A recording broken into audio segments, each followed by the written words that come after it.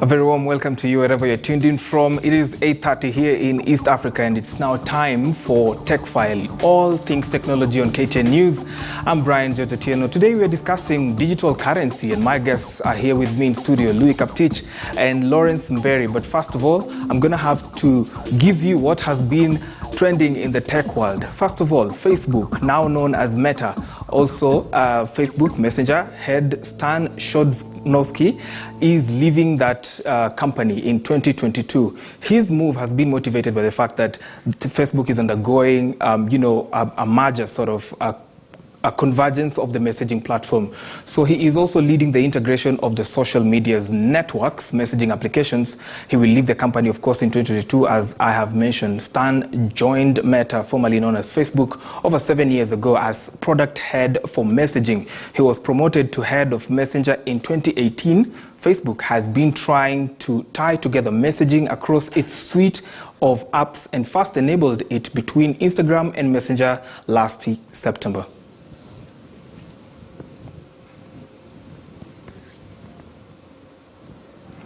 Very interesting season of CEOs and CTOs moving around. Remember, Jack Dorsey is also leaving Twitter. But now, this one is an interesting one. Imagine turning up for a virtual work meeting and you end up losing your job. So the chief executive of a U.S. mortgage company has drawn criticism after he reportedly fired 900 employees on a Zoom call. Let's listen in. This isn't news that you're going to want to hear, but ultimately it was my decision. And I wanted you to hear from me. It's been a really, really challenging decision to make. This is the second time in my career I'm doing this, and I do not want to do this. The last time I did it, I cried. This time I hope to be stronger. But we are laying off about 15% of the company for a number of reasons. The market, efficiency, and performances, and productivity. If you're on this call, you are part of the unlucky group. Your employment here is terminated, effective immediately. I don't know what I would do if bosses called us on a Zoom call like that and then something just happened. I mean, I hope we are not giving bosses in Kenya ideas of how to fire. But yes, that has been the case in a U.S. mortgage firm. Tell us what you think at Branji_KE at KTN News KE. The hashtag is #Techfile. Hey, Branji. Kenya's interest in cryptocurrency, particularly Bitcoin, has been known to grow for a couple of years now. Crypto brokerage BrokeChooser ranked Kenya 4th globally in countries interested in crypto. Of course, Ukraine takes the top slot globally, followed by Russia and United States. We sought to know what Kenyans understand about digital currency, and this is what some had to say. Take a look. Well, I came to know about crypto and blockchain technology through a friend earlier this year. Crypto technology serves a medium of exchange and a value of unit or a unit of measure, and they have little or inherent value, whereas blockchain technology is a spreadsheet that doesn't have a controlled database. I mean, it is much more available to the public because it resides more in the network and not within a single institution. To come to think about what I did about after realizing about this superb technology is I didn't really do much more evaluation, but I came to realize that most financial institutions use blockchain, or rather they prefer blockchain technology compared to the other existing technologies that have been there before. I first heard about cryptocurrencies and blockchain around 2018, as at that time I wasn't very sure, or rather I didn't have access to platforms that talk about cryptocurrencies and blockchain, so I didn't know about what platforms traded in this type of currencies. Moving on up until 2019, that is when I had the opportunity to develop my skills and knowledge around cryptos and blockchain. In 2019 specifically, there was a tech farm in Kenya that held a tech festival, and then we got the opportunity to have a masterclass that taught on blockchain and crypto. Ever since then, I have developed my skill and capacity in that field. The first time I heard about cryptocurrency was back in 2019. I couldn't understand how does it operate, who buys it, how can it buy something, how can it be a means of exchange, who accepts it. That was my biggest question. I remember I was given a story to do about the same and the technology therein, but I couldn't even explain it because I couldn't understand. This is a case to many other people in my radar. Very well. So we've heard from Kenyans, some who know, some who do not know. So joining me now in this discussion on digital currency are renowned crypto educators. Lawrence Mberi and Louis Kaptich are here with us. I'll start with you, Louis. Why is there so much interest in cryptocurrency in Kenya? All right. Thank you for being here, Brian. I think we appreciate. But to answer you, people look for value. And they, as much as they look for value, they want to find the easiest way of transacting and also storing that value. So cryptocurrencies came to solve that challenge. When you're saying ease of exchange, you mean peer-to-peer exchange, really? Yeah, that is one of the ways peer-to-peer exchange. Because you basically want to move with ease. They usually say if you are going to Mombasa, you'd want to take the shortest, safest route. Which is, of course, you can fly directly, or you can either go to Garissa first, then back down. Okay. But crypto, now in terms of money, is now that asset class that is coming to be that solution, to be that fast way of transacting, to be that safest way of solving your value as well. Great. Yeah. Lawrence, what's the difference between cryptocurrency and blockchain? Because people confuse them a lot. Great. Thanks, Brian, for having us here again. And blockchain is the technology behind cryptocurrency. Okay. I usually compare blockchain to internet. Like internet is just a platform where people can build on so many other things on it. So cryptocurrencies are now the currency, the medium of exchange, the store of value, the asset bit part of it. But basically, blockchain is the technology that powers cryptocurrencies. Amazing. Louis, what's the difference between crypto and Bitcoin? Because there's also a bit of confusion around that too. Yes, there's a big difference, and I hope we have clarity today. Sure. And I'll use maybe what most people know to illustrate the differences between Bitcoin, blockchain, and cryptocurrencies. Now, let's look at email. If you look at email, there is the email. I mean, most people I think use Gmail, and then there's the internet. So at times people, or rather back then people used to say that once you have an email, you have internet. But really, internet is the platform. Email is what runs on the internet. On the internet. So think of Bitcoin as that email. It is that function that works on the internet. Now the internet now is now what you call the blockchain, which the blockchain technology. About it. Now the last thing is cryptocurrencies. So cryptocurrencies is now the bigger defining term. Okay. Cryptocurrency is two words: crypto and currency. So crypto is the tech part. That's where now the blockchain part will be. And now the currency part is now where the what you call now a medium of exchange, a unit of account, or a store of value, depending on how you look at it. So when you combine the two, you get now cryptocurrency. And the first cryptocurrency was what? Was Bitcoin. Exactly. Oh, okay, great. So how many are there right now? I think the last time I checked, there was about actually 15,000 cryptocurrencies. No way. Yeah, that was I think yesterday. I don't know how much today, but yeah, there are very many. Ah, great. So Lawrence, who controls Bitcoin? Is there like a central bank for Bitcoin? What makes Bitcoin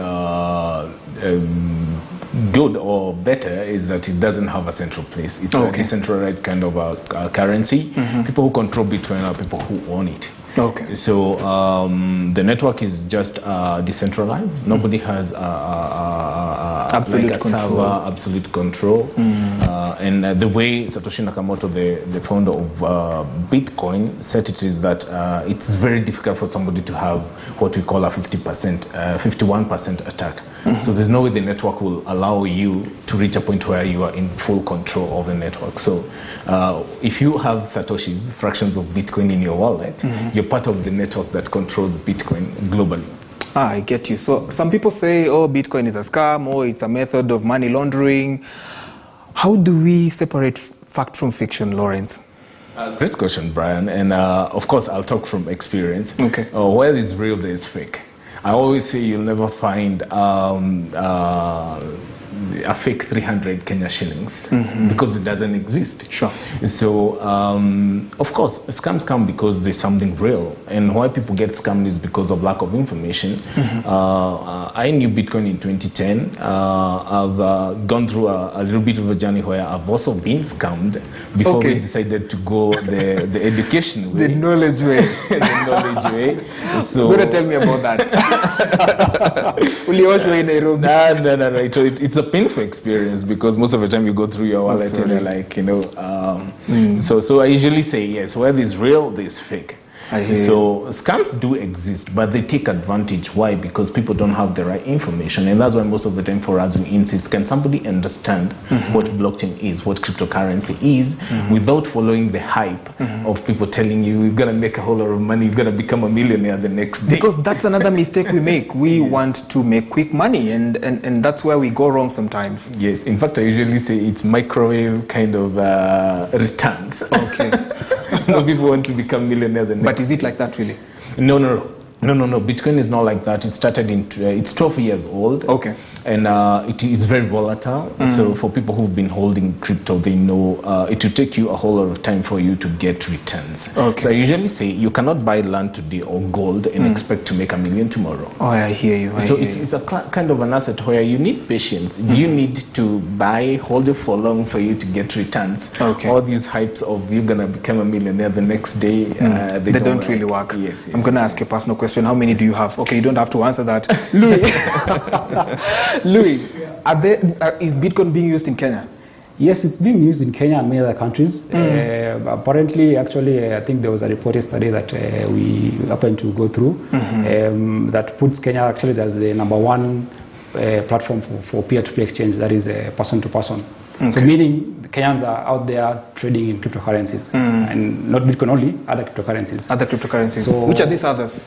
There is Ethereum, there is Litecoin, there is Zcash, there is Cardano. There are so many. Everybody is trying to solve a certain gap in the society by using like you can say the blockchain, because the blockchain now is what is at the bottom of it. Okay, so it's the one that is powering the development of this other many cryptocurrencies. Yeah. Do we have one from Kenya, developed from Kenya? Not we are seeing a lot of developments already, but there is now no working like cryptocurrency. Okay. Of course, just to go by what Lawrence just said, there have been very many fake cryptocurrencies that people lost a lot of money. Okay. People just come up and say we have this cryptocurrency that does ABCD. So put this amount of money, you're going to make then double or triple. Yeah.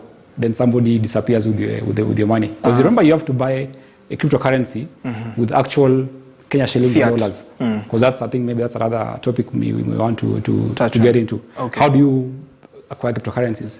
So you have to buy it. Okay. Or rather, you have to get paid. I think the guy for Ethereum, I think Ethereum is the second biggest cryptocurrency. Okay. The founder is called Vitalik Buterin. He used to be paid in Bitcoin. He used to write articles.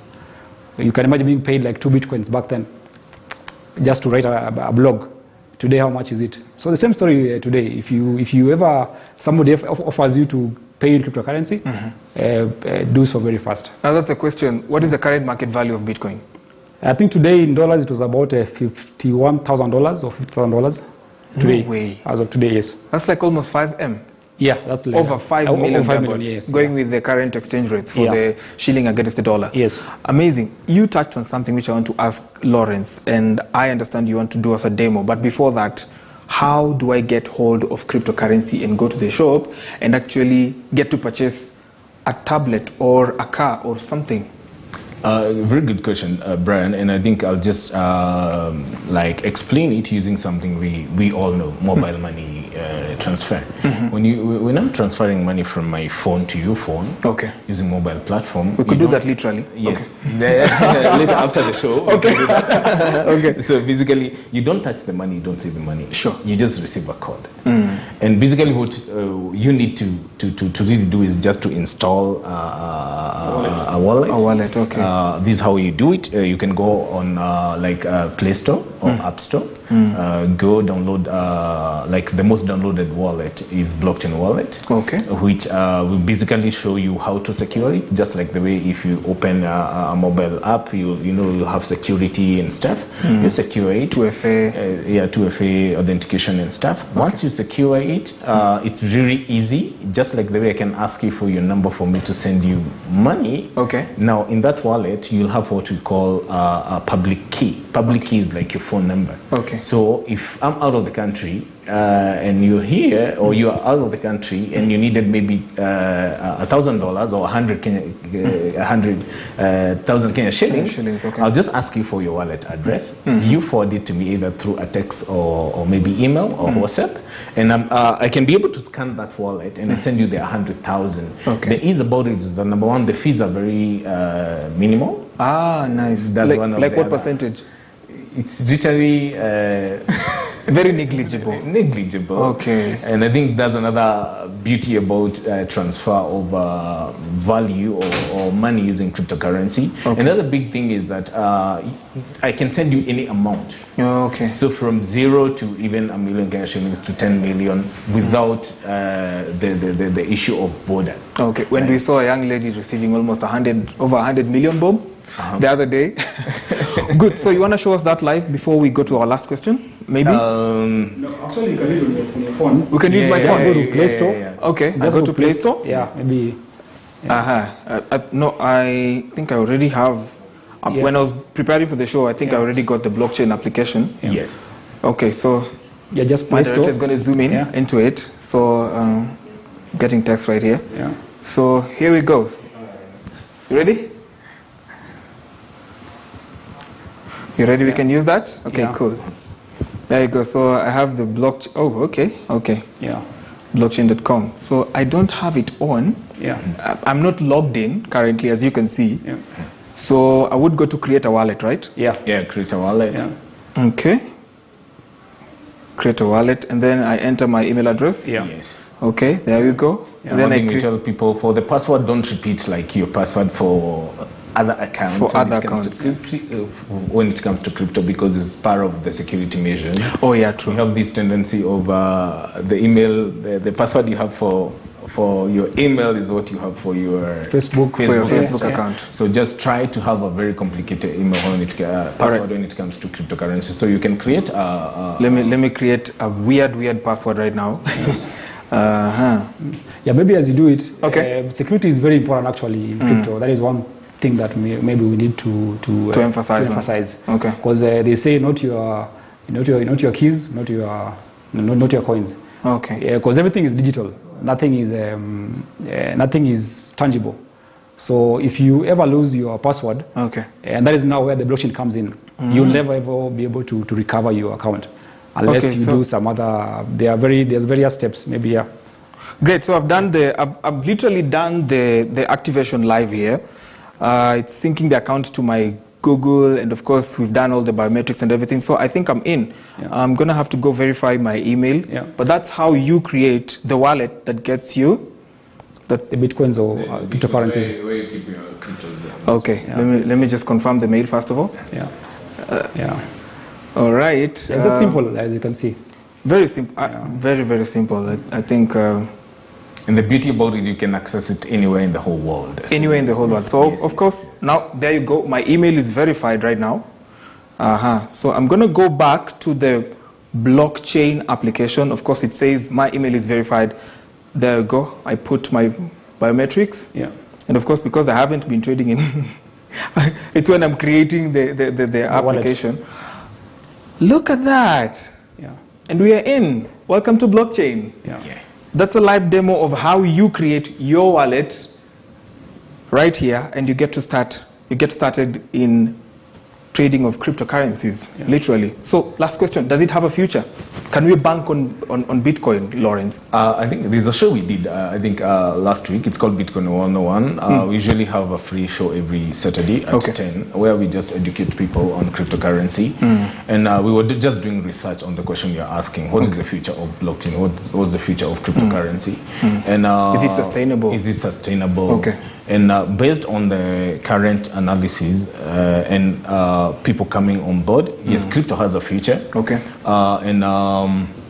Of course, looking back, there's an analyst who said we are in 1994 when it comes to cryptocurrency growth, comparing it with the internet. Okay. In terms of even funding, in terms of the technology and stuff. So we're still very early. Okay. We cannot really judge and say Bitcoin or cryptocurrency have really matured. We still have a very long way to go. Very long way to go. Yes. So education is going to be a big part of that. Yes. Louis, how can you find you guys? That's where we are Decrypt Edge. That is a firm. Okay. We actually that is the physical like the company name Decrypt Edge. Okay. But of course you are on all the social media platforms, Facebook. Just look for Decrypt Edge, and of course we are available. I mean, once you are there, we also there for any kind of info. Okay. Now I could. There's an option of receive and deposit. I'm gonna receive from you guys later on, but that's why we end it right here. Thank you so much, Louis Kaptich and Lawrence Mberi. All these people are crypto enthusiasts. They have come to just show us if you have been interested in cryptocurrency, then there you go. That's like a startup, a masterclass, a tutorial that can start you off on this trading. I'm Brian Jojotieno. It's been a pleasure having you on Techfile tonight. Ken Mijungi is up next with News Hour. See you on the next one. Next week we'll be talking about securing your online shopping during this festive season. Good night.